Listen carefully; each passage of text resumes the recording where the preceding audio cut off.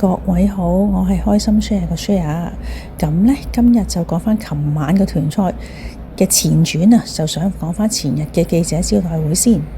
咁就講緊呢個鍾培生拳賽啦，就係 Betjo 對四海，大家都知道 Betjo 就贏咗啦。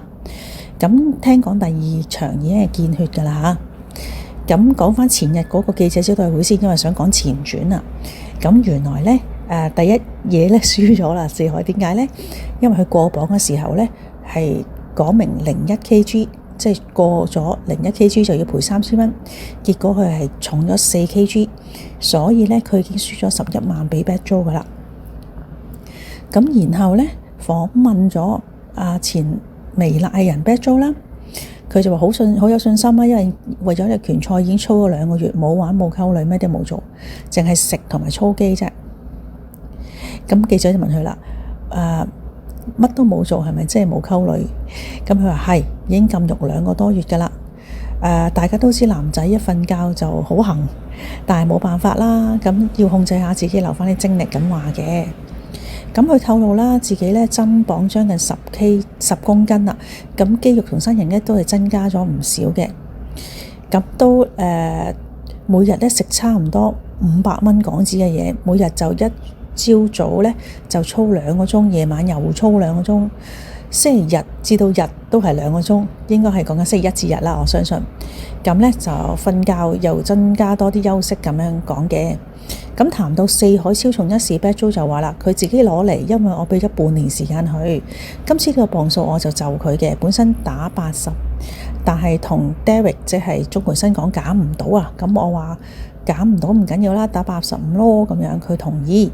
佢話自己一個專業嘅拳手應該留意下自己磅數，過唔到就唔關我事啊。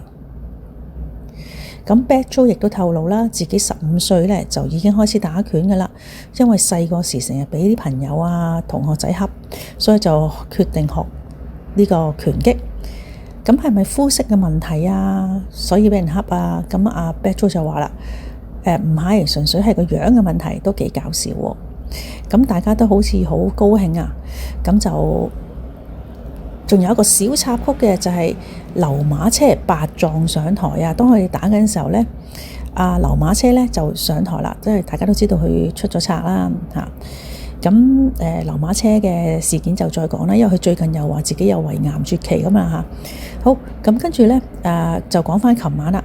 咁最後呢，就係當然係 Betjo 勝四海啦，因為大家都知道啦。咁跟住記者會上面呢，四海事前呢就承諾，如果冇 KO Betjo 呢，佢就要跪低叫爸爸嘅。咁佢都有找數啊，找數真漢子。咁亦都係01呢就話牙齒當金使啊，當眾跪地叫 Betjo 做爸爸。但係 Betjo 呢好有風度啊，佢都上前扶起四海，話唔好咁啦，唔好咁啦咁樣，真係所謂嘅識英雄重英雄啦。所以我都幾佩服 Betjo， 佢呢雖然佢又冇四海咁串啦，但係亦都有風度喎。咁就冇話踩四海嘅，只不過係都有半跪咁樣扶起呢個四海啊。咁講翻劉馬車度呢，佢係上台係叫囂啦，就話挑機打 Betjo 喎，真係唔識死嚇。